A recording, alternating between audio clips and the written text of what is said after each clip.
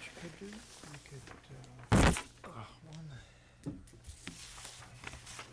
two. Right, this was better than the one I printed out. Let's get the attachments to it. Ready? Hello, everyone. My name is Matt Hopkinson. I am the project manager for the replacement of Evergreen Road Bridge over Mason Brook. I work in the Bridge Project Management section at Mass DOT in Boston. Just so you know that if you add your name to the sign-in sheet, which is going around the table right now, your attendance at this hearing will become a part of the public record. So please sign in. You can also pick up a handout. Those are going around too, if you're in the room, and that's details of the project. It's like right here. We have a great team here today who can answer any questions you may have about the project. Demetrios Marcos, District 3 office, Shirley Shiver from our Right-of-Way Bureau, Jeff Fenitz and Kyle Doy from Dewberry, Mass DOT's design consultant, and our transcriptionist, Greg Carbox of Arlington Typing and Mailing. He will be making a verbatim transcript of tonight's hearing. The notice of hearing appeared in Telegram and Gazette on October 2nd, 2018 and October 9th, 2018. It was also advertised in the Gardner News on October 2nd and October 9th, 2018. So, we're looking for better ways to publicize these public meetings. So I have this little show of hands here. Who heard about this from a legal ad in the Telegram and Gazette? Raise your hand. Gardner News, a Mass DOT official. And then there's the town website, or a neighbor or friend, which I don't think happened. Okay, a copy of the notice is in the handout and will be attached to the final hearing transcript. This is the handout here. And purpose of the hearing is to provide a public forum to hear input regarding the upcoming project. The project we're talking about is the replacement of Evergreen Road Bridge over Mason Brook, which is a tributary to Brigham Pond. It includes about 850 feet of road reconstruction. Basically, if you know the area, it's the causeway over the tributary. We're currently at the 25% design stage, which means that we have developed the basic configuration, but have not developed all the details. We estimate the total project will cost $2 million, which will be 80% federal aid funding, 20% Mass DOT funding. The project must be programmed in the statewide Transportation Improvement Program, known as the TIP, the federal fiscal year, in order for Mass DOT to solicit bids for eventual construction, which means we have to advertise it in 2019. Total estimated cost of the project does not include any right-of-way acquisition.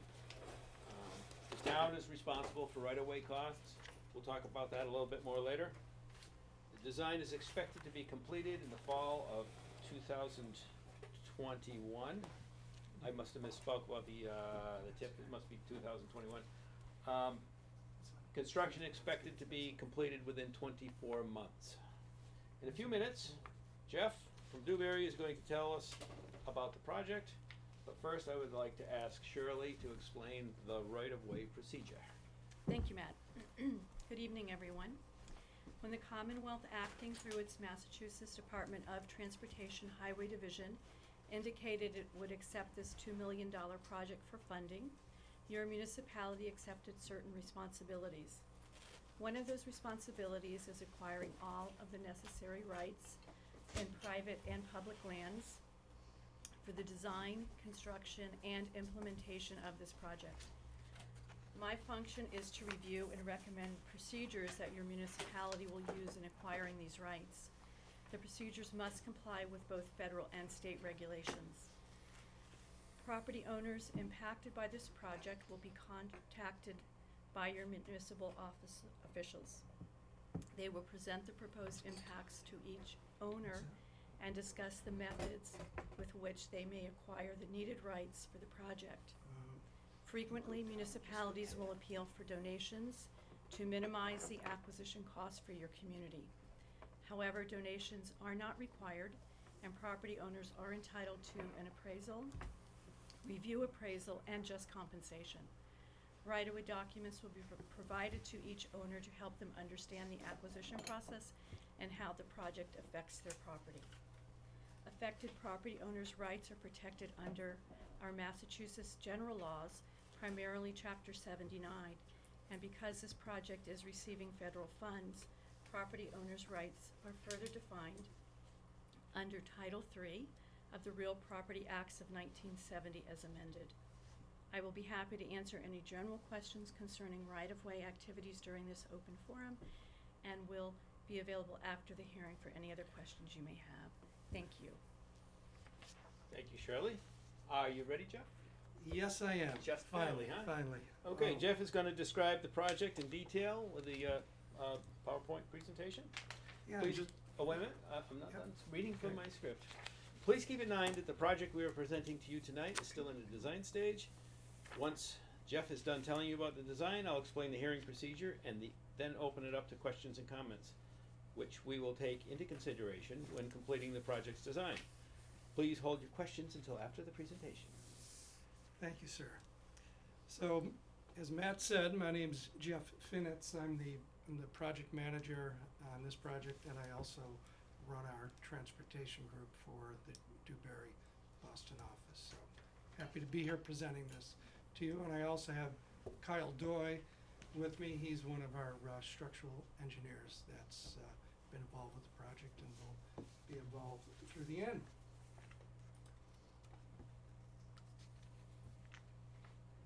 So as Matt had said, Mass Highway, of course, is responsible for this project. They will be responsible for administering the design process as well as the resident engineering services, Dewberry being the consultant, and Federal Highway will is responsible for oversight. Just to get a sense of where the project is, it's the Evergreen Road over Mason Brook, and it's shown in the project area circled. The project consists of the bridge replacement, full bridge replacement, as well as about 825 feet of roadway approach work.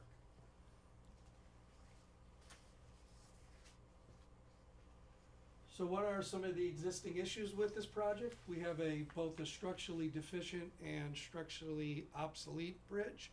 Structurally deficient meaning that the condition rating of either the superstructure or substructure is below a condition rating of 4, which we have on this project, and obsolete meaning we have the bridge, although it functions, there are some portions of the bridge that are not up to code.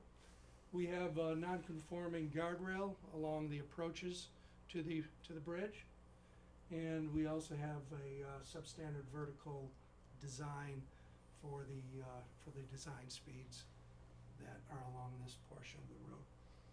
So just taking a closer look at some of those issues, the poor condition of the substructure. You can see there's some large spalling in this area, and the picture to the right is the substandard guardrail connection that connects to the bridge.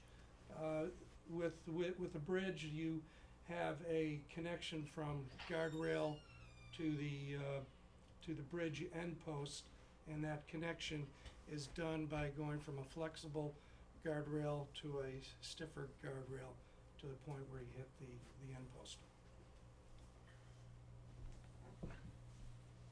Even a closer look at the substructure. This is the other side of the bridge from what you were looking at. You can see a large crack in the substructure as well as some spalling.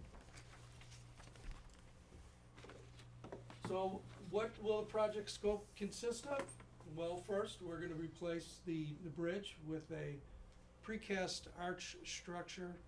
The decision during the type study phase, which is a phase when we look at various structure types, was that a precast arch would be the most cost-effective structure, and it also has some value in terms of the look of it in its environment. I mentioned the substandard vertical alignment. We're going to be improving that vertical alignment up to standards for a 45-mile-per-hour design speed. We're going to be widening the roadway along this 850 feet, and we're going to perform full-depth construction on the road. So the pavement, which is in fairly poor condition right now, the complete pavement structure will be upgraded. And we will replace the existing guardrail with a conforming guardrail. So what I have here is a plan of the left side of the project and another plan on the right side. So you can see, just to give you an idea what the various colors are, the green is the land portion, blue is the water, and the brown is the new construction. Since we're raising the profile slightly and widening it, we're going to be widening the embankment through the causeway through the Mason Brook. So you can also see the existing roadway to the left is a bit narrower than our proposed roadway, and I'll talk about that a little bit further.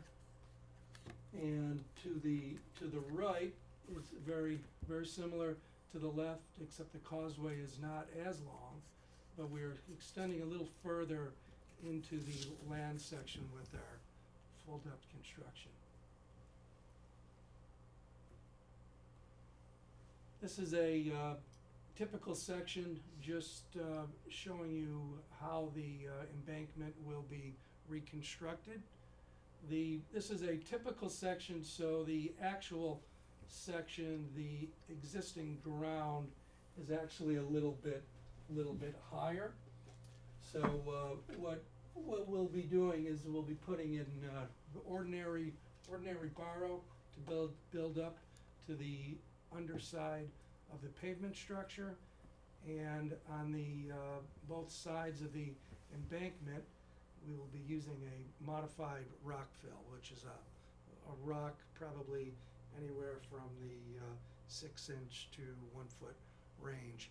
And in addition to that, there will also be some mulch with seeding along there, so we'll have some growth of wetland type plants along that section. This is a elevation of the bridge, and I can probably get a pointer to help out a little bit. So the precast arch structure is this portion right here.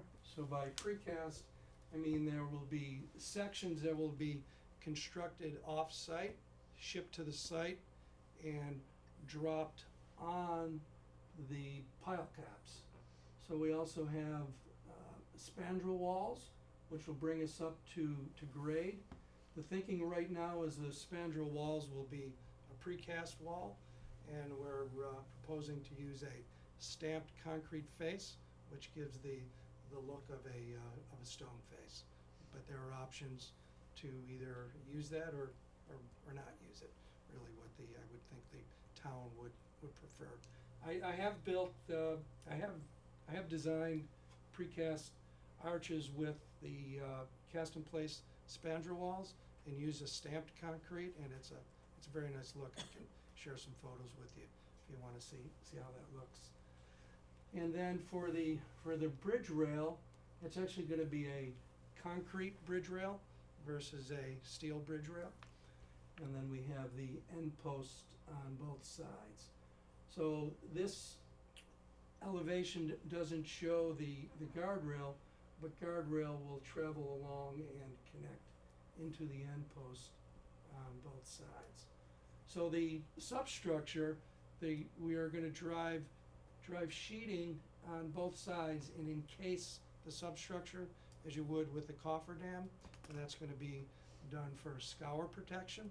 So once the sheeting is driven, and it's gonna be on all four sides, soils excavated, piles are driven, these are gonna be H piles, and then the pile cap, cast in place, pile cap is placed on that, and as I mentioned earlier, the precast elements are then dropped into place. Jeff, just for clarification, can you show the portion of the existing bridge that's Sure. gonna be removed on there? Yes, so. Just point it out.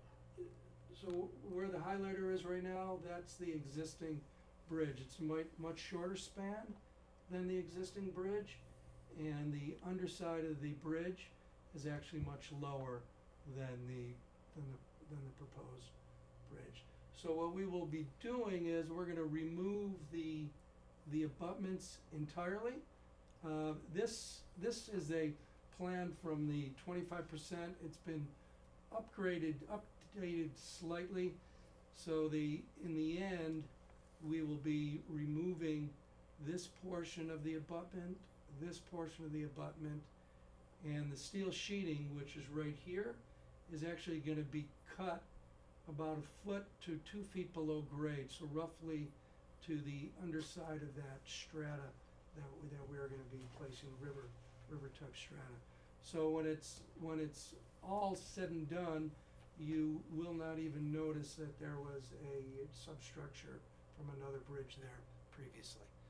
So the channel will extend from where my cursor is, run along, meet the existing channel, and then run along to tie into the new bridge. And then we have riprap, which is a MassDOT standard around the bridges, and that's slightly larger stone than the modified rock fill, and that's placed for additional protection and protection of the end post, concrete end post. Any questions on that? I'll move on, but if you have any questions on the structure, I'd be glad to answer them. No question. Oh, okay.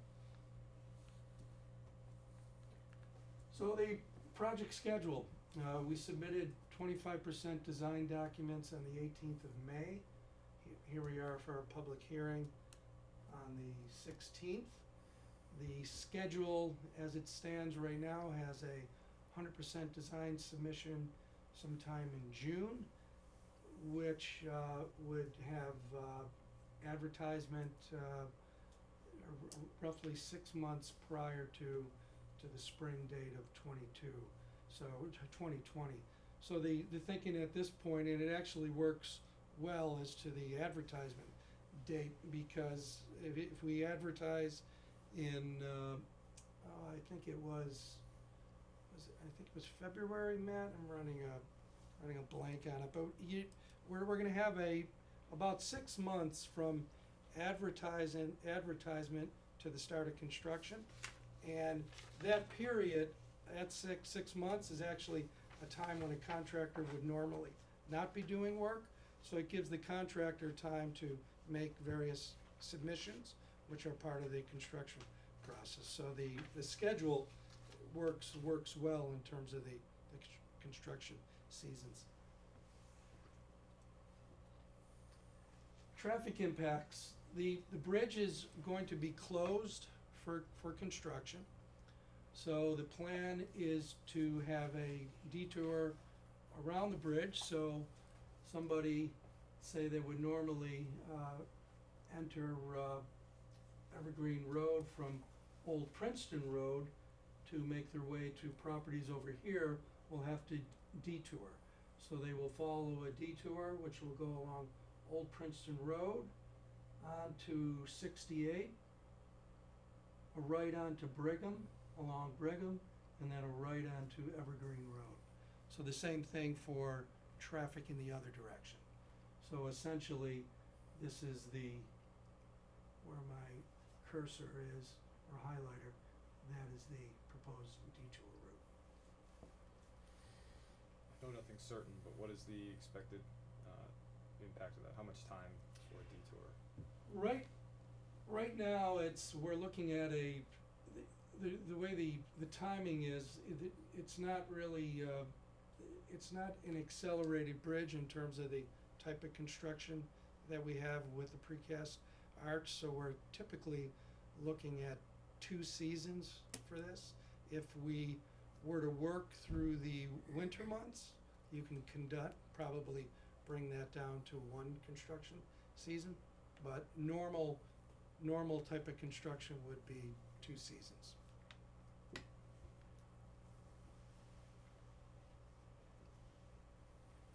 So proposed improvements, of course, the new bridge, which will have a wider cross-section. The existing curb-to-curb width is approximately 24 feet. The proposed curb-to-curb width will be 19 feet. We also have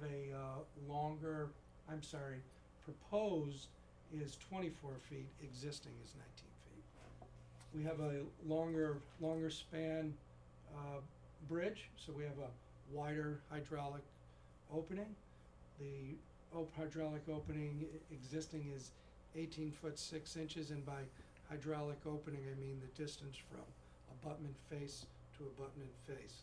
So currently we're 18 foot 6 inches, proposed is 32 feet. We have a wider cross section on the roadway. The proposed cross section is 2 11-foot striped lanes, not striped lanes, but 2 11-foot lanes and 2-foot shoulders on each side. So 26 feet for pavement to pavement on the roadway. And any canoes or kayaks are gonna have more headroom as they go under the bridge, as you probably saw from the elevation with the higher underside of bridge versus what's out there today. Environmental permitting, we will be submitting a section 401 water quality certificate because we're going to be doing some work in the water when we remove the existing abutments. And there is a chance we will have some Article 97 land acquisition. It's not clear exactly where we are in terms of what the approach of the town is going to be. If we do have Article 97, it's going to be a small amount of land. We're not looking at large amounts of land. And then the oversight agency is U.S. Army Corps of Engineers.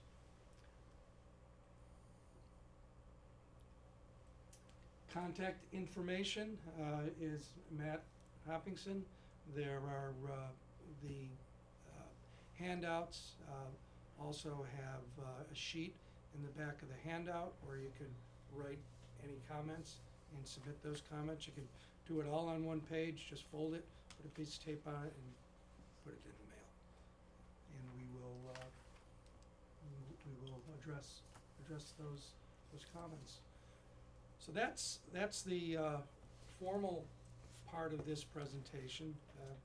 Here to answer any questions you have. I also have the boards that or the slides that you saw, I have those on boards so we can look at things in a bit more detail if you'd like. And I also have boards for the details, some of the details for the bridge. I also have the bridge plans with me and the highway plans. So anything you'd like to talk about, it's all here and we can talk about it. All right, thanks, Jeff. here's where we open it up to any questions or comments that anyone likes to make. Like Jeff said, we have the handout, which has the mail-in sheet in the back of it. Ryan, is there a place that we have numerous copies, is there any place that Jennifer, how are you? folks from the town, residents, if they could pick one of these up? Yeah, we can make them available in my office Okay. if people want them. If Okay. you send me the presentation materials, we'll make sure that gets out with information on how to get the packets too. Okay. All right, so since there's not too many people here in the room, if people want to get one of those and mail it in, or email me at my email address there on the screen, that'll be fine too. So, is there anybody who would like to make any comments or ask any questions?